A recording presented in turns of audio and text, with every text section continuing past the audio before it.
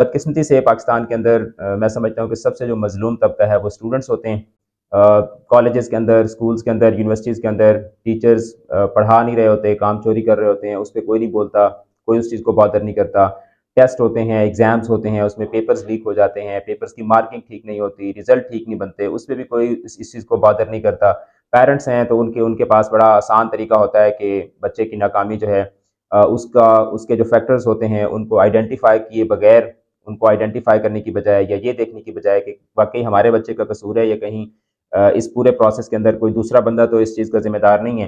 तो वालिदैन भी जूता उतार लेते हैं और वो बच्चे को ही जो है वो कसूरवार समझते हैं और कहते हैं कि तुमने ही गलत पढ़ा है।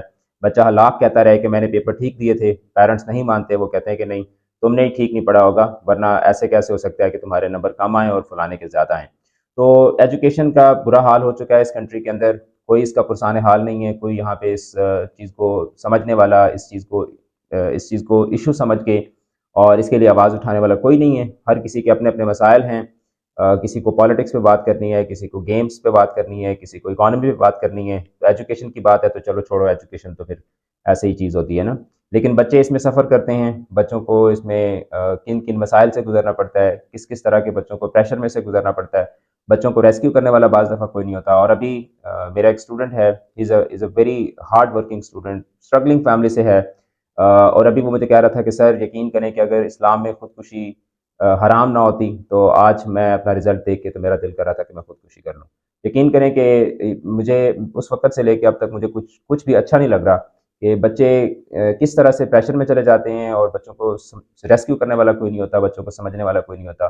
शहीद ज़ुल्फ़िकार अली भुट्टो मेडिकल यूनिवर्सिटी का रिज़ल्ट आज आ चुका है। की जो है उन्होंने अपलोड नहीं की, लेकिन रेक्टिफ़ाई उन्होंने कर दी, व्हिच इज़ वेरी गुड। बच्चों ने अपना रिज़ल्ट खुद से वेरीफ़ाई किया था और की को देखकर जिन बच्चों के तहफ़्फ़ुज़ात थे कि मेरे तो इतने बनते हैं लेकिन की गलत है, तो वो मसला जो है वो ठीक हो गया। University of health sciences Lahore जो पंजाब के अंदर जो टेस्ट कंडक्टिंग बॉडी है, उसने ये ऐलान किया है कि 5 ग्रेस मार्क्स मिलेंगे, टेस्ट रीकंडक्ट नहीं होगा। ज़्यादा मसला बना हुआ है वो सिंध का बना हुआ है और ईटा का यानी केपीके के अंदर। केपीके के अंदर ब्लूटूथ का बहुत ज़्यादा इस्तेमाल हुआ और मैं खुद भी ज़ाती तौर पर यही समझता हूँ कि टेस्ट रीकंडक्ट होना चाहिए, लेकिन रीकंडक्ट होने की सूरत में भी बच्चों के लिए एक बहुत बड़ा प्रेशर है कि बच्चों ने पहले एक दफ़ा तैयारी की है, अब वो दोबारा तैयारी करेंगे।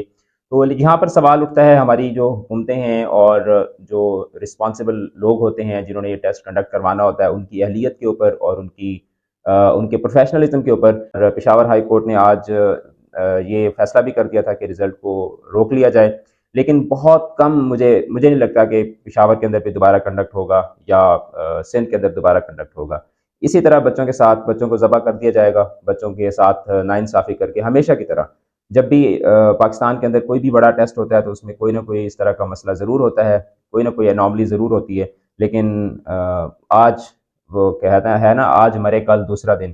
तो आज सारे बोल रहे हैं, मैं भी बोल रहा हूँ, कल हर कोई भूल-भाल जाएगा और बच्चों का मुस्तकबिल जो है वो जिन बच्चों ने मेहनत की थी, तो वो बेचारे बच्चे जो हैं वो बस इधर-उधर ही देखते रह जाएँगे कि कोई तो होता जो हमारे हक़ के लिए आवाज़ उठाता या हमारे साथ खड़ा होता। तो I am feeling very sad being a teacher.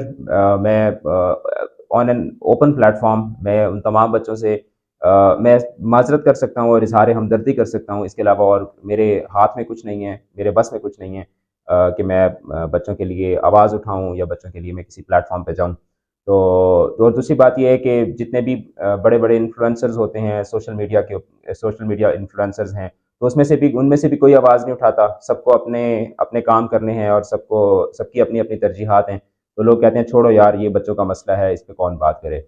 तो मैं सिर्फ़ ये कर सकता हूँ कि मैं अपनी आवाज़ बुलंद करूँ और अपना मेरे जो जज़्बात हैं, ज़ाहिर-सी बात है मैं किसके साथ किससे जाके मैं बात करूँ? मैंने भी आपसे ही बात करनी है। तो I am feeling very sad to see this result और पर्टिकुलरली उन बच्चों के साथ जब ज़्यादती होती है, जो सबसे ज़्यादा पढ़ने वाले होते हैं, जो सबसे ज़्यादा मेहनत करने वाले होते हैं, जो सबसे ज़्यादा डिसेंट होते हैं, जो सबसे ज़्यादा सोबर होते हैं, जिनको सबसे ज़्यादा अपना करियर प्यारा होता है और उनके साथ जब इस तरह ज़्यादती होती है, तो यकीन करें बहुत बुरा लगता है।